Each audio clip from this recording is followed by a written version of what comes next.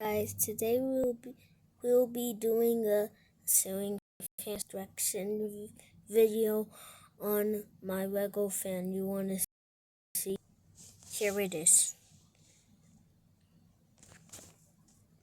Let's get started.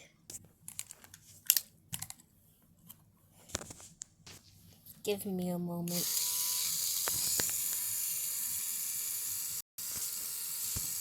Now let's start.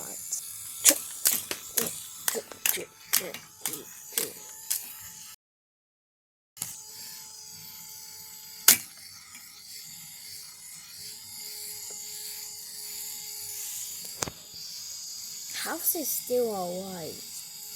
Bouncy ball. Bouncy ball. Let me see the damage. Oh my god. It just made a really big damage. Now the motor set is all the way there. You can't see it though. Okay, give me a sec. If you want me to do a part 2, like and subscribe.